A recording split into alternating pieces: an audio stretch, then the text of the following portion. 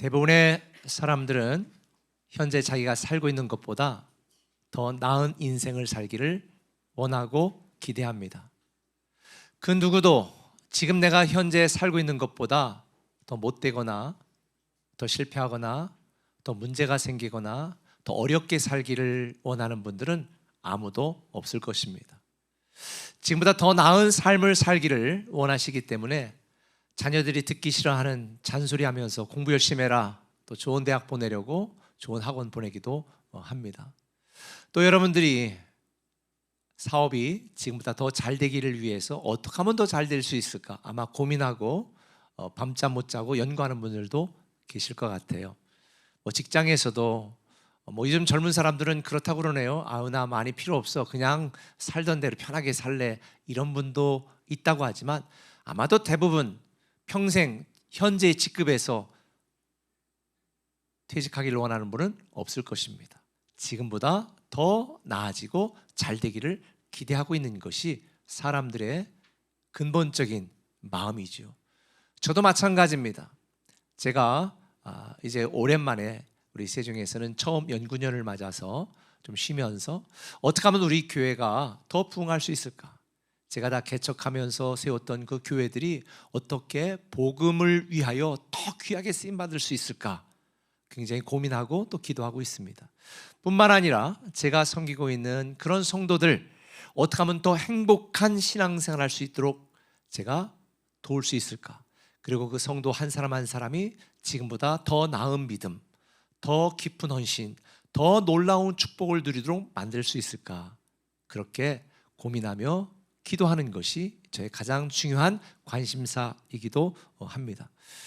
그러다 보니까 제가 이제 많은 책들을 읽고 있는데, 읽고 있는 책들 중에서 좋은 것들은 우리 멀티교회 담임 목사라든지 또 우리 덕꿈의 교육자들에게 또 제가 추천하기도 하고, 또 좋은 거는 제가 사서 보내기도 하고 그렇게 합니다. 스트레스 주려고 한 건 아닙니다. 분명한 것은 어떻게 하면 함께 섬기는 교회를 더 부흥시킬 수 있을까라고 하는 그런 마음에서 그럽니다. 제가 얼마 전에 읽은 책 중에 제목이 별로 마음에 들지 않지만 이런 책이 있습니다. 오목교회가 온다. 5가지가 없는 오목교회가 온다라는 책이 있었습니다. 이 책에 보면 저자가 얼마 전에 모 교단 총회장까지 지내신 분하고 성수동의 핫플레이스를 같이 탐방하며 본 적이 있습니다. 그 모 교단의 총회장을 지낸 분과 함께 갔다는 그 사람이 접니다. 제가 그분과 함께 성수동의 핫플레이스, 옛날에 오래된 이 재봉틀 공장을 지금 핫플레이스 카페로 만들어서 정말 수많은 사람들이 왔더라고요. 예전에 있었던 그대로 그거를 살리면서도 사람들의 감성에 걸맞는 그런 카페를 운영하는, 또 그런 다양한 것들을 또 이태원도 가보고요, 다양한 곳을 탐방하며 보았습니다. 이렇게 세상이 변하는구나. 또 실제는 한 7, 8년 전에 그분과 함께 일본에 가서 서점인데 카페가 있고, 카페인데 서점이고, 정말 다양하게 잘 되는 그런 것들, 그리고 또 평생교육에 대한 그런 다양한 시설들을 보면서 어떻게 교회가 사람들에게 기여하고 그 삶을 풍성하게 만들 수 있을까 고민하고 연구했던 그런 시간들도 가졌었습니다. 이 책의 저자는 교회가 변화되지 않으면 부흥하는 것 대신에 부흥은커녕 생존도 어려운 시대가 되었다라고 이야기합니다. 지난주 담임 목사도 이야기했겠지만 언락 AI라고 하는 그 책에도 보면 지금은 더하기 곱하기 시대가 아니고, 빠른 사람이, 지혜 있는 사람이 답을 찾는 시대가 아니고, 지금은 계산이 안 되는 시대, 정해진 길이 없는 시대를 우리는 살고 있기 때문에 사업하는 사람, 자녀 키우는 사람, 또 교회조차도 정말 힘든 시간을 우리는 보내고 있습니다.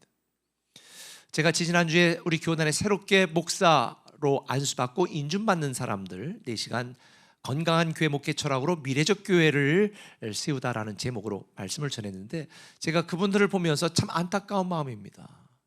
이런 시대에 어떻게 목회하려고 목회한다고 그랬지? 그래서 정말 삶과 애도를 표합니다 라고 제가 이야기를 하고 제가 강의를 했었는데요, 사실 이 책에 보면 몇 가지, 그 중에 한 가지, 첫 번째 타이틀이 그래요. 로고에 십자가가 없는 교회. 로고에 십자가가 없는 교회.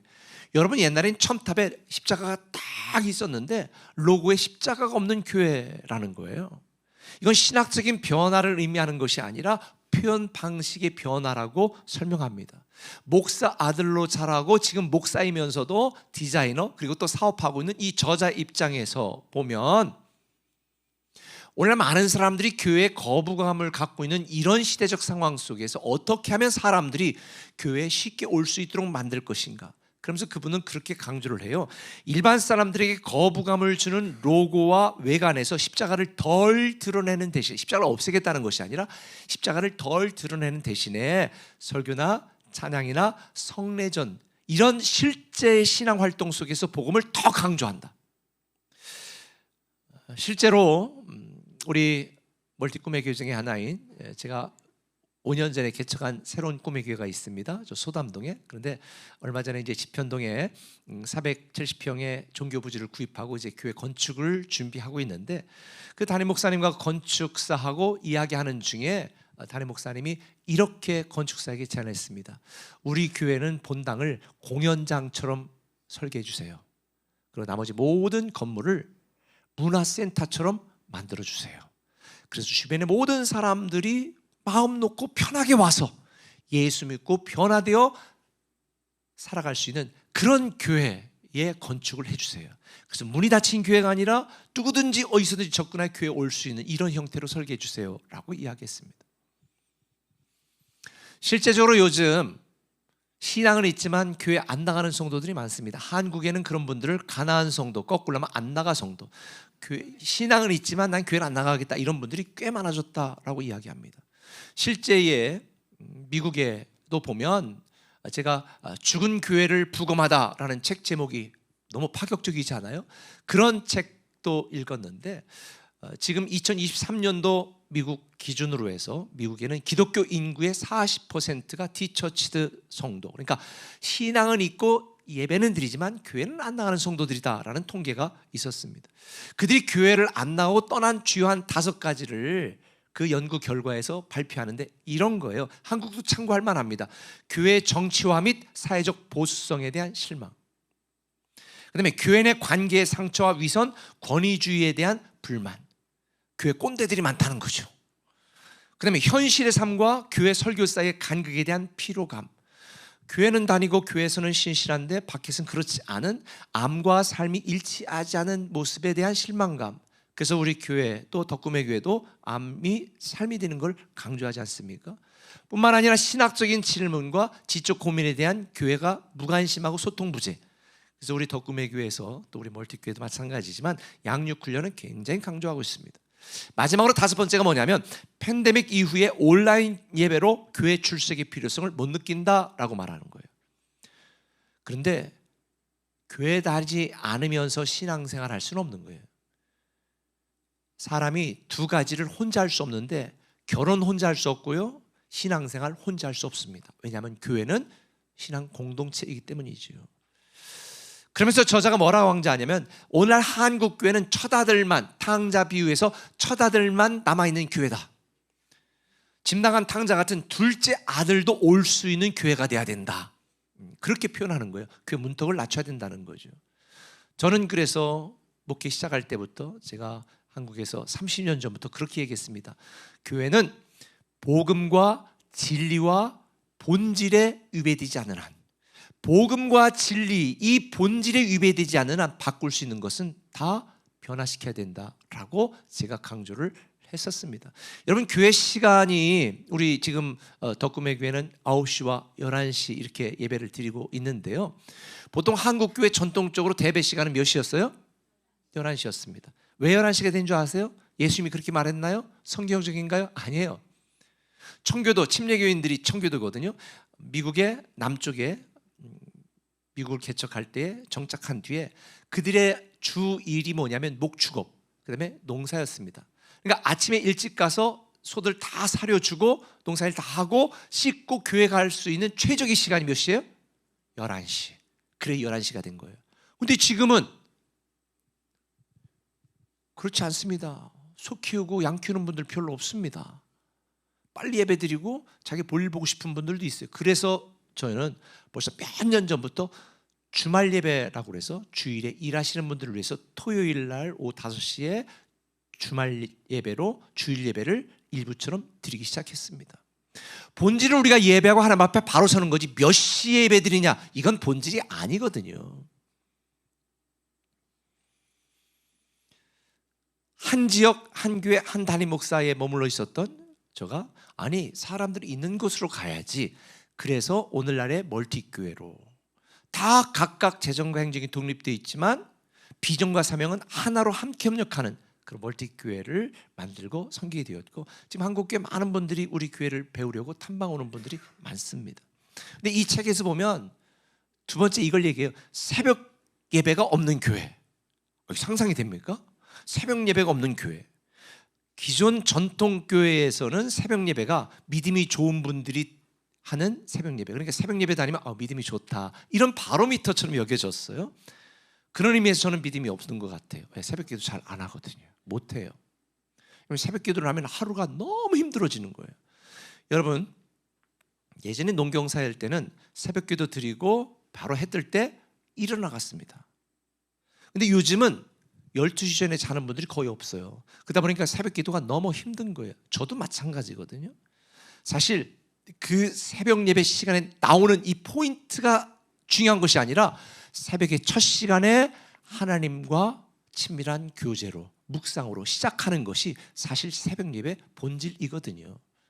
그럼 꼭 그 시간에 설교를 듣는 것보다도 자기 혼자 묵상하고 하나님을 만나고 교제하는. 그래서 정말 교회 나오기 힘들다 그러면 있는 곳에서 그렇게 하는 RT, QT. 그래서 교회가 강조하는 거죠. 어쨌든 이런 여러 가지를 이야기하면서 마지막으로 이분은 5가지가 없는 교회 하면서 장로 직분이 없는 교회라고 얘기해요. 우리 교회도 장로 있어요. 여기 덕금의 교회도 장로님이 있는데요. 그런데 이 말은 뭐냐면 성도들에게 대접받는 리더가 있는 교회는 젊은 사람이 안 간다는 거예요. 성도들에게 대접받는 리더들이 득실한 교회 젊은 사람이 가겠어요? 안 가요. 근데 덕금의 교회 젊은 분들이 많이 오는 이유가 뭐예요? 누가 장로님이 잘 모르잖아요. 근데 화장 청소하고 저 땀 뻘뻘 흘리면서 뭐 하고 뭐 주차장에 이런 분들 보시면 다 그분이 교회 리더예요. 그러니까 되는 거예요. 지난주 담임 목사가 설교한 것처럼 지금 우리가 살고 있는 시대는 정말 길이 없는 시대, 목사도 힘들어하는 시대, 성도들도 괴로워하는 시대에 살고 있습니다. 많은 사람들이 지금보다 더 나은 삶을 살려고 노력하지만 어떻게 하면 지금보다 더 나은 삶을 살 수 있을까 고민하는 시대입니다. 그런데 여러분에게 분명히 말씀드립니다. 생존보다 중요한 것은 생명입니다. 생존보다 중요한 건 생명이에요. 우리가 생명에 집중하고 생명을 살리는 믿음 안에 있으면 생존을 넘고 환경을 초월해서 지금보다 더 나은 삶을 살 수 있습니다. 제가 지금보다 더 나은 인생을 살려며 이라는 말씀의 제목으로 오늘 말씀을 나누고 있는 것입니다. 그러나 제가 말하는 지금보다 더 나은 인생이라는 것은 경제적이고 환경적인 나음을 의미하는 것이 아닙니다. 지금보다 더 빠르게 승진하거나 지금보다 자녀가 더 좋은 대학에 가거나 지금보다 내가 사업이 더 잘 되거나 지금보다 더 나은 인생, 물리적으로, 환경적으로, 경제적으로, 육적으로 이것만 의미하는 건 아니에요. 생존에 대한 이야기가 아니라 생명, 즉 영에 대한 이야기입니다. 일생에 대한 이야기가 아니라 영생에 대한 이야기입니다. 영생을 믿고 예수 믿고 하나님 나라를 소망하는 저와 여러분들은 우리가 처한 상황이나 환경이 불편하고 괴로워도 그 모든 현재 조건을 뛰어넘는 의미 있고 가치 있고 소망이 있는 인생을 살아가는 것, 그것이 지금보다 더 나은 인생을 살아가는 것입니다. 오늘 본문에 보면 사도 바울이 이렇게 고백합니다. 나를 능하게 하신 그리스도 예수 우리 주께 내가 감사함은 나를 충성되이 여겨 내게 직분을 맡기셨다. 이 디모데 전후서는 바울이 참수당하기 전에, 순교당하기 전에 맨 거의 마지막에 썼던 서신서입니다. 여러분, 사형 집행을 앞둔 음산한 감옥에 갇혀있는 사람이라면 감사할 수 있을까요? 기뻐할 수 있을까요? 그런데 바울은 내가 우리 주께 너무 감사한다. 감사하는 이유가 이것입니다. 곧 석방될 것이기 때문에. 아니 예전에 사둔 비트코인인지 몰랐기 때문에 이 얘기를 하는 게 아니에요. 누군가로부터 많은 후원을 받았기 때문에 이야기하는 게 아니에요. 지난주 말한 것처럼 담임 목사님 설교했죠. 사실 예수 믿고 바울은 망했습니다. 내 인생을 망치러 온 구원자, 그분이 바로 예수였습니다. 사도 바울이 오랫동안 준비했던 학력, 경력, 그가 갖고 있었던 명성, 명예, 안전 다 망쳤습니다. 지금 죽음을 앞두고 있습니다. 그런데도 그가 감사하는 이유, 그가 기뻐하는 이유, 나는 내 평생 이 모든 것을 다 투자해서라도 내가 감당할 수 있었던 하나님의 사명, 하나님의 직분, 복음을 전하고 교회를 세우는 이 놀라운 일에 나는 너무 감사하다는 거예요. 이전과는, 육적인 인생으로 살던 이전과는 비교도 할 수 없이 나는 너무나 지금 축복된 인생을 살았다. 그래서 디모데후서 마지막에 뭐라고 말해요? 나는 이제 죽도록 충성하고 달려갈 길 다 달려갔으니 이제 후로는 나를 위하여 생명의 면류관이 예비되어 있다. 이게 바울의 고백이었어요. 어떻게 이렇게 고백할 수 있었을까요? 바울은 살아가는 삶의 이유와 목적과 자기의 존재 가치가 무엇인지를 깨달았기 때문입니다. 바울은 이 땅의 삶에 매이지 않았습니다. 주님께 쓰임받고 교회를 섬기고 세상 속에서 사람들을 구원하고 누군가 한 사람에게도 희망의 증거가 되는 것이 바울의 꿈이었습니다. 소망이었습니다. 저는 여러분들도 나를 위한 욕심으로 가득해 육신을 위한 인생으로 끝나지 않았으면 좋겠습니다. 날 향하신 주님의 뜻과 주님의 기대에 부응하는 인생을 살아가시기를 예수님의 이름으로 축원합니다. 세상에 살지만 하늘을 소망하며 사는 삶, 그것이 지금보다 더 나은 삶인 것입니다. 그렇게 하기 위해서 어떻게 될까? 첫 번째 한번 따라합시다. 구원. 굉장히 중요해요. 구원. 그 이전의 나를 부인하라. 그 이전의 나를 부인하라. 구원, 그 이전의 나를 부인해야 되는 것입니다. 13절 보니까 바울이 이렇게 고백합니다. 내가 전에는 비방자요 박해자요 폭행자였으나 도리어 긍휼을 입은 것은 내가 믿지 아니할 때 알지 못하고 행했다. 내가 알지 못하고 행했지만 전에는 비방자였고 박해자였고 폭행자였다. 예수 그리스도를 대적하는 아주 못된 인간이었다. 여러분 어떠세요? 여러분 구원 그 이전에 어떻게 사셨습니까? 바울은 이렇게 고백하는데요. 내가 죄인 중에 괴수였다. 여러분들 중에 아유 난 그 정도 아니야. 나 모태신앙이요. 나 그렇게 안 했어. 교회 다녔어. 그렇게 말하는 분이 있을지도 모르겠습니다. 그런데 여러분 죄는 도덕 윤리적인 수준을 뛰어넘는 것입니다. 요한복음 16장 9절에 뭐라고 말했습니까? 죄되어야라 함은 너희가 나를 믿지 않은 것이다.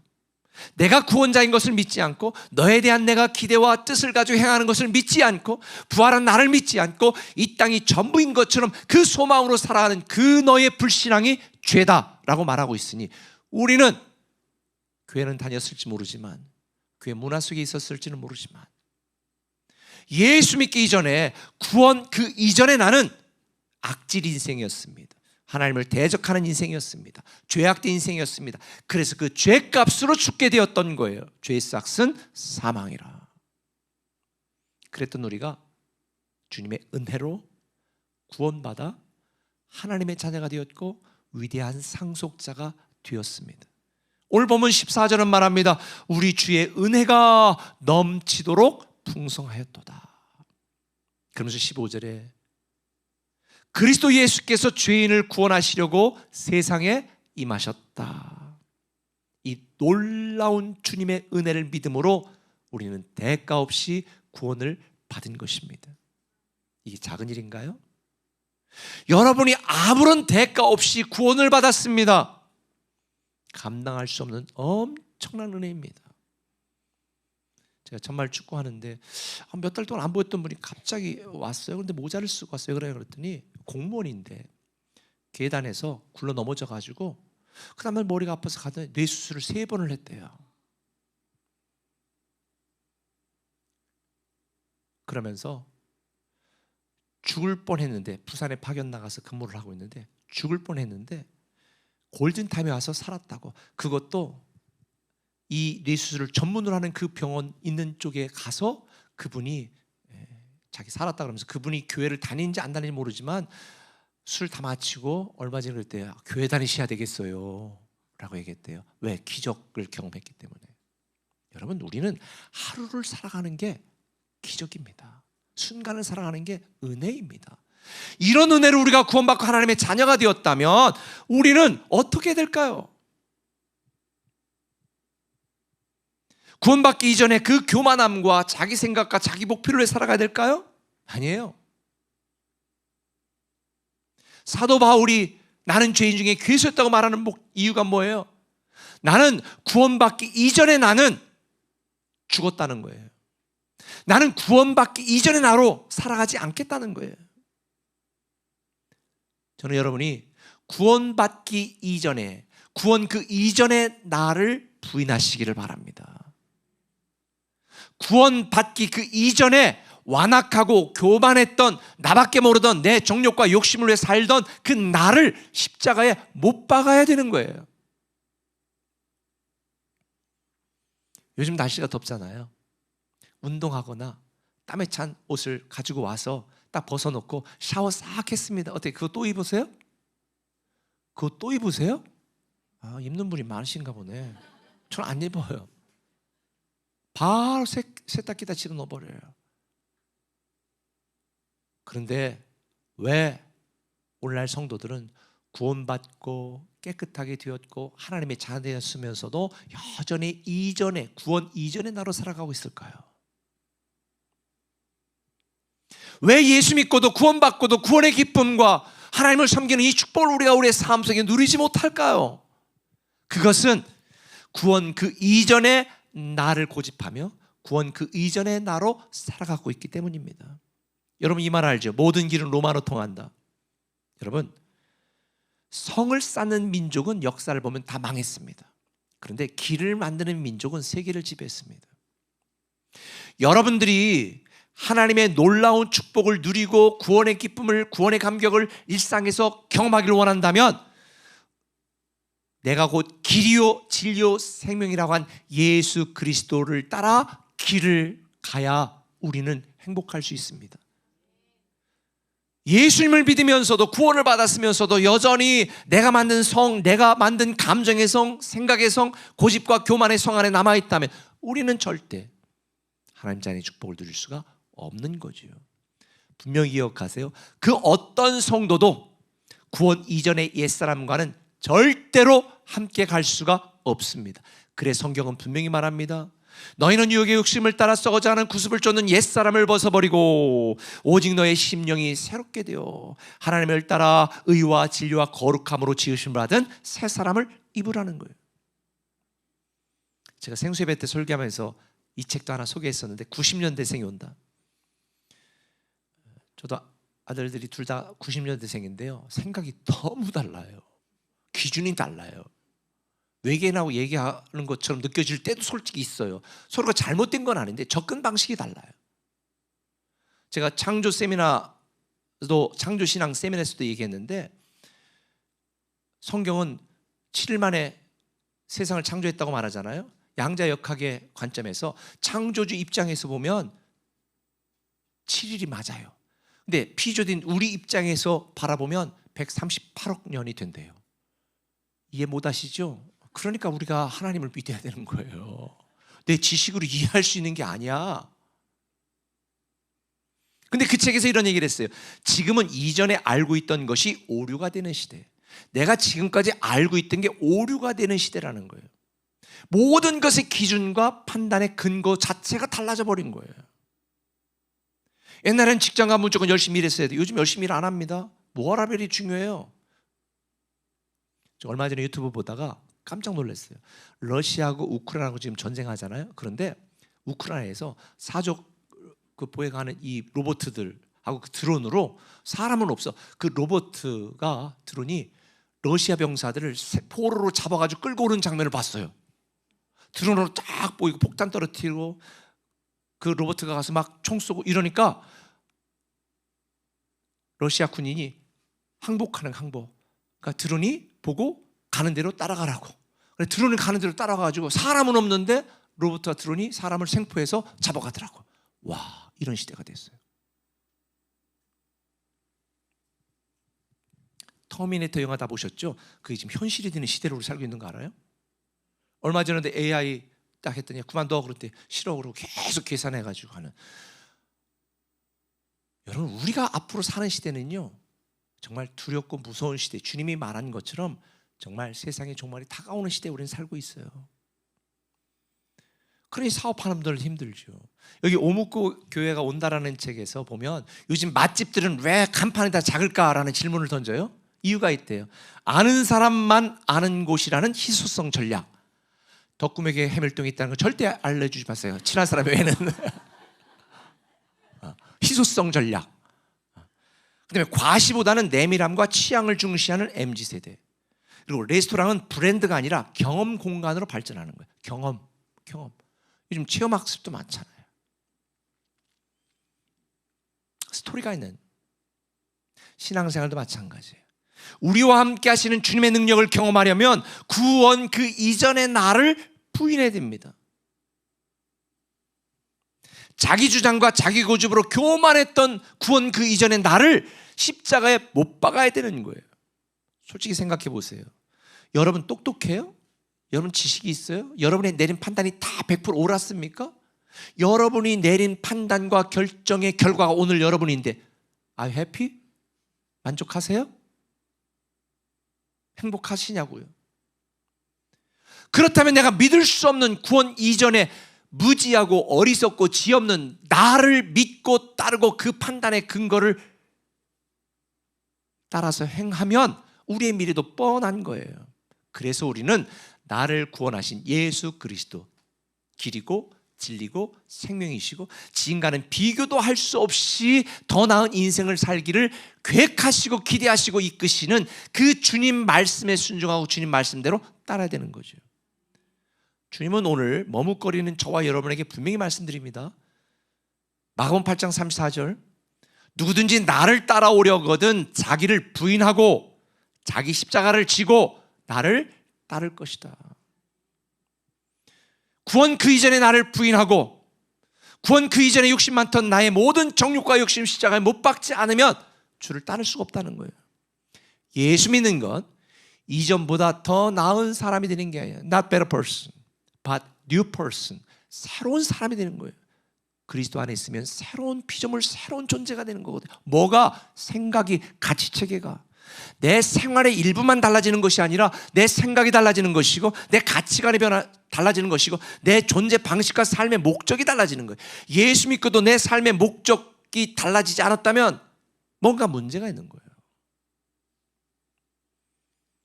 여러분 도전합니다. 구원 그 이전에 자기 주장하고 고집하던 나를 부인하십시오. 구원 그 이전에 악하고 더러운 나의 생각과 감정도 부인하십시오. 구원 그 이전에 세상 욕심과 육신의 정욕을 따라 살았던 나를 십자가에 못 박으십시오. 요즘 날이 덥고 습하니까 잡초가요 하루만 그만둬도 이틀만 그만둬도요 하늘로 솟아올라갈 것처럼 자라가요. 이미 죄악된 세상 속에 저와 여러분의 생각 속에 수없이 악한 것들을 보고 듣는 우리 속에 하루만 우리가 우리의 생각을 사로잡아 그리스도 앞에 복종시키지 않으면요 악한 생각이 우리 마음을 뒤덮습니다. 그래서 우리는 첫 시간에 아니면 하루에 매일 정한 시간에 RT, 릴레이션십 타임, 하나님과 교제하는 시간을 통해서 내 마음속에 있는 모든 더러운 생각들을 다 쳐서 내 생각이 온전히 그리스도 앞에 복종하도록 만들어야 되는 거죠. 여러분 더 나은 삶을 살고 싶다면 구원 그 이전의 나를 부인하십시오. 할렐루야. 그런데 어떻게 살아야 될까요? 두 번째 간단해요. 한번 따라합시다. 구원 그 이후의 나로 살아가라. 그 이후에 나로 살아가라. 구원 그 이후의 나로 살아가야 되는 거예요. 구원받은 우리 안에는 여전히 많은 내가 있습니다. 가시나무새 노래 아시죠? 내 안에 수많은 내가 있어요. 저도 그래요. 어릴 때 두려워하던 나, 배신당해 괴로워하던 나, 갈 바를 알지 못해 불안해하던 나, 수많은 나가 있어요. 내가 내 삶의 주인이었기 때문에 힘들었죠. 그런데 구원받은 그 이후에도 아직 내 안에 수많은 내가 있거든요. 우리는 선택해야 돼요. 어떤 나로 살아갈 것인가. 저는 수많은 내가 있었지만 구원받은 그 이후 하나님이 나를 책임지고 나와 함께 하시고 나를 돌보시고 나를 인도하시고 나를 향해 기대하시는 그 하나님을 따라 살기로 결정했어요. 구원받은 그 이후의 나로 살기로 선택한 거죠. 오늘 본문 16절도 보면 사도 바울은 이렇게 말합니다. 주를 믿어 영생 얻은 자들에게 본이 되게 하려 하심이라. 사도 바울은 지금까지 자기를 위해 살았습니다. 근데 예수 믿고 자기 인생은 망친 것처럼 느껴지지만 이제부터는 내가 구원 그 이후의 나로 주님이 나를 위해 계획하시고 뜻하시고 사명을 주신 그대로 나는 살아가겠다고 결심하는 것입니다. 구원 그 이후의 나로 살겠다고 선언했습니다. 실제로 갈라디아 2장 20절에 보면 사도 바울이 이렇게 말합니다. 쉬운 성경으로 한번 읽어볼까요? 시작. 나는 그리스도와 함께 십자가에 못 박혔습니다. 이제는 내가 사는 것이 아니라 그리스도께서 내 안에 사시는 것입니다. 내가 지금 육체 안에 살고 있는 이 삶은 나를 사랑하셔서 나를 위해 자기 몸을 내어주신 하나님의 아들을 믿는 믿음으로 사는 것입니다. 아멘. 구원 그 이전에 욕심으로 야망으로 자기 주장으로 살지 않고 구원 그 이후에 나 믿음으로 살겠다는 거예요. 사명으로 살겠다는 거예요. 주님을 위해 살겠다는 거예요. 근데 이게 바울의 고백이 아니라 저와 여러분의 고백이 되어야 되는 거예요. 예수 믿기 이전 before, 예수 믿은 이후 after가 분명해야 됩니다. 근데 오늘 많은 성도들이 예수 믿기 이전 before, 예수 믿은 이후 after의 경계선에 있습니다. 예수 믿기 이전에 나로 계속 살아가. 그다음 주일날 빨리 잠깐 와가지고 구원받은 이후에 나로 잠깐 점 찍고 다시 경계선에서 왔다 갔다 하지 않습니까? 경계인으로 사는 것은 비극입니다. 여러분 결단하셔야 됩니다. 남북전쟁 때 미국의 윗두리는 남군 군복, 아랫두리는 북군 군복을 입었습니다. 살았을까요? 죽었을까요? 양쪽에서 다 총 맞아 뒤졌습니다. 오늘 많은 성도들이 예수는 믿습니다. 구원받은 하나님의 자녀입니다. 그런데 구원받은 이후에 나로 사는 것이 아니라 구원받기 이전에 나로 살아갈 때가 너무 많아. 경계인들이 많습니다. 저는 오늘 이 덕금의 성도들 경계인으로 살지 말고 구원 그 이후에 나로 살아가기를 선택하시고 결단하시기를 예수님의 이름으로 축원합니다. 단지 교회 다니는 습관 생활만 변화되어서는 안 되는 거예요. 그래서 여러분 이렇게 자기를 위해 선포하세요. 이제부터는 날 사랑하고 나를 구원하신 주님을 위해 살아갈 것이다. 이제부터는 내 마음과 내 인간적인 목표 대신 주님이 기대하시고 꿈꾸시는 나로 살아갈 것이다. 그게 행복한 삶이거든요. 그게 이전보다 더 잘되게 하는 삶이거든요. 단지 내가 예수 믿고 내 영혼의 구원에만 만족하지 마십시오. 이 땅에서, 가정에서, 그리고 직장에서 구원 그 이후에 나로 살아간다면 여러분들은 여러분이 살아가고 가기를 기대했던 것보다 비교할 수 없는 상상 그 이상의 멋진 인생을 살아가게 될 것이라 확신합니다. 그런데 솔직히 저도 가끔 그런데요. 때로는 구원받기 이전에 내가 나에게 너무 나를 유혹해. 야, 너 목사 되기 전에 20대 때 막 초반에 그때 짜릿했잖아. 야, 그때 기억 안 나? 그렇게 살아가. 여러분 그렇지 않아요? 야, 너 그렇게 열심히 벌어가지고 힘든데 뭐 헌금을 하고 뭐 그렇게 부담스럽게 여름에 휴가 가야지. 옛날에 가족끼리 주말에 휴가 가서 짜릿했잖아. 야, 그렇게 살아. 한번 그렇게 한다고 죽냐? 근데 이건 여러분 분명히 기억해야 되는데요. 사탄이 여러분을 무너뜨리려는 사탄의 처절한 절박한 음성입니다. 속지 마세요. 뿌리치세요. 사탄이 여러분에게 그런 음성을 들을 때 그 음성에 귀를 기울이지 말고 이렇게 선포하세요. 까불지 마. 나 죽었어. 그때 걔 20대 때 아니면 걔 죽었더라. 그때 자연 누리고 갔던 걔 죽었어. 없어. 나는 그리스도 안에서 구원받은 새로운 나야. 이전의 나는 다 죽었어. 과감하게 뿌리치시기를 예수님의 이름으로 부탁을 드립니다. 그래서 저는 요즘 선포하는 기도를 해요. 아침, 저녁, 또 점심시간에 계속 선포하는 기도를 해요. 나를 힘들게 하고 두렵게 하고 괴롭게 하고 하는 이 모든 악한 영들, 더러운 영의 세력들은 예수의 이름으로 쇠사슬을 묶여서 영원한 감옥에 갇힐지어다. 나는 주님의 이름으로, 주님의 이름을 위해 살겠다. 나는 승리자로 살겠다. 나는 이긴 자로 살겠다. 나는 남은 자로 살겠다. 선포하는 거예요. 오늘 바울은 본문을 이렇게 마무리합니다. 17절에 영원하신 왕 곧 썩지 아니하고 보이지 아니하고 홀로 하나이신 하나님께 존귀와 영광이 영원 무궁토록 있을지어다. 사랑하는 덕금의 성도 여러분들, 여러분들이 나의 만족이 아니라 하나님의 기쁨이 되었으면 좋겠고요, 나의 영광이 아니라 하나님의 영광을 위해 살아가는 멋진 성도들이 되었으면 좋겠습니다. 이전에 내가 주도권을 쥐고 살던 인생과는 비교도 할 수 없이, 상상할 수도 없이 이전보다 더 나은 멋진 그런 여러분이 되기를 예수님의 이름으로 축원합니다. 세상 사람들을 볼 때 어리석어 보여도 이게 잘 사는 거예요. 우리의 소망은 이 땅에 있는 게 아니라 하늘에 있기 때문이죠. 말씀해 줄게요. 서두에 말씀드린 것처럼 우리가 살아가는 세상은 참 힘든 세상입니다. 예측 못한 일들이 참 많이 생기고요, 내 힘과 능력과 지혜로 감당할 수 없는 일들도 너무 많습니다. 하루를 버티고 생존하는 게 기적이라고 저는 느껴져요. 근데 여러분, 생존보다 중요한 건 생명입니다. 여러분들이 육적 생존, 가정의 생존, 자녀의 생존, 이 땅의 생존만을 위해 몸부림치는 게 아니라 영원한 생명을 위해 사는 여러분이 되었으면 좋겠습니다. 혹 덕금의 교회 오신 분들 중에 이 덕금 분위기는 뭐 이전에 내가 섬기던 다니던 교회 분위기가 다르다. 그럼 어떻게 관망하고 계세요? 기대하고 계세요? 교학교 팜플렛도 보니까 뭐 교회 와서 놀고 예배하자. 뭐 놀아? 옛날 꼰대 시각에서 보면 이건 말도 안 되는 거죠. 파격적이죠. 지난 생수예배 때 제가 설교 들었거든요. 그랬더니 담임 목사는 이번에 우리 덕금의 여름 캠프는 정해진 틀대로 하는 게 아니다. 교사들의 사랑과 섬김으로 이 아이들이 변화되는 것이 목표지 전혀 중요하지 않다.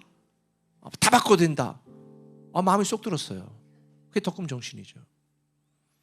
제가 전문 FC 다니면서 축구하면서 이제 또 전도 하나 해가지고 어제 등록시켰어요. 어제 와가지고 10명째 지금 전도에 등록시켰거든요. 근데 그 친구 얘기했어요. 왜 교회를 안 다녔어? 고등학교 때 학생회장까지 했대요. 근데 자기는 하나님 못 만났대요. 그리고 듀크 대학 나와가지고 박사인데, 연구원인데 지금까지 교회를 안 다닌 거예요. 그럼 제가 참 마음이 아팠어요. 야, 청소년 때 교회를 다니고 회장까지 했던 애들이 하나님을 모르고 평생 저 40이 되도록 교회를 안 다닌다? 와, 신앙이 없다? 이거는 교회 책임이다. 여러분 생각해 보세요. 애들 잔소리해가지고 교회 왔어. 여름 캠프 참석했어. 근데 엄마 잔소리 때문에 왔어. 근데 정해진 틀이 너무 싫어. 그런데 그 아이 마음속에는 내가 대학만 들어가 봐라. 내가 서울 가면 나 교회 안 다닌다. 이게 맞을까요? 아니면 여기 가서 프로그램 뭐 다 세웠는데 안 하고 교사가 섬김으로 사랑으로 막 해가지고 애가 야, 예수 믿으면 이럴 수도 있나? 그래가지고 하나님의 사랑을 깨달았어. 그게 나을까요? 중요한 우리의 목표는 예수지, 행사도 아니고 프로그램도 아니에요. 복음과 본질의 이벤트이지 않으면 다 바꿀 수 있어야 돼요. 왜? 예수만 드러나면 되거든요. 혹시 덕금에서 뭔가 이렇게 새로운 걸 경험한다면 부담스러워하지 마시고요, 설레이는 마음으로 기대하며 수용하시면 좋을 것 같아요. 변화를 거부하면 퇴보하지만 변화를 즐거워하면 기쁨의 열매를 드립니다. 오늘 설교 제목이 이전보다 더 나은 인생을 살려면이잖아요. 솔직히 고백할게요. 이거 성경적이지 않아요. 잘못 정한 거예요. 근데 의도적으로 정했습니다. 왜냐? 만약 우리가 예수 믿기 이전보다 더 나은 인생, 더 나은 환경, 더 많은 물질의 경제적인 자유를 원한다면 교회에 나올 시간에 열심히 돈 버시면 돼요. 지금 살던 것보다 더 나은 환경에 살고 싶다? 그럼 그 돈 가지고 살 수 있는 나라로 이민 가시면 돼요. 이전에 예수 믿기 전보다 더 나은 평안을 누리고 싶다? 그럼 그냥 정신과지 약 처방받고 행복을 주는 약 프로자금 마시면 먹으면 돼. 그냥 잠만 자면 돼. 그냥 하지만 하나님은 우리가 이전보다 나은 인생을 살기를 원하는 게 아니라 여러분이 육신으로 사는 이 땅에 목숨 걸고 사는 지금과는 비교할 수 없는 더 나은 인생, 완전히 새로운 인생, 상상 그 이상의 살기를 원하시는데, 그렇다면 우리는 지금 최선을 다해 살고 있어도, 신앙생활하고 있어도 더 지금보다 나은 섬김, 지금보다 더 깊은 사랑으로 살아야 되죠. 힘들어도 더 주님만 붙들고 더 열정적으로 믿음의 삶을 살아야 되는 거죠. 지금 사명을 감당하고 있지만 지금보다 더 뜨겁게 사명자로 살아가기로 결단해야 되는 거죠. 어차피 내가 주도권을 쥐고 살아도 힘든 것이 인생이라면 하나님께 내 모든 인생의 주도권을 넘겨드리고 살아간다면 과거와는 비교할 수 없는 인생을 살게 될 거예요. 제가 오늘 두 가지 말씀드렸잖아요. 구원 그 이전의 나를 부인하라. 육적 가치관으로 살던 나를 십자가에 못 박으십시오. 구원 그 이후의 나로 살아가십시오. 영적 가치관을 갖고 예수로 사는 예수의 사람이 되기를 결심하십시오. 그러면 지금보다 더 나은 인생을 넘어서 현재는 비교할 수 없는 상상 그 이상의 놀라운 인생이 될 줄 믿습니다. 사랑하는 덕금의 교회 성도들, 하나님 뜻이 계셔서 덕금의 교회로 보내주시고 함께 신앙생활하게 하시는 줄 믿습니다. 나의 생각, 나의 주장, 나의 이전 경험, 나의 판단, 나의 해석 다 내려놓고 겸손히 주님 앞에 무릎 꿇고 이끄시고 인도하신 주님의 뜻을 따라 순종하며 살아갈 수 있는 사랑하는 성도들 되게 하여 주옵소서. 구원 그 이전에 미련하고 어리석던 나는 다 부인하고 이제 구원 그 이후에 오직 예수만 보이고 예수의 사람으로 살아가는 이 믿음의 결단이 오늘 있게 하여 주옵소서. 덕금의 교회를 통하여 놀라운 아름다운 하나님의 뜻이 사랑하는 성도들 가정에 임하게 하여 주옵소서. 예수님의 이름으로 기도합니다. 아멘.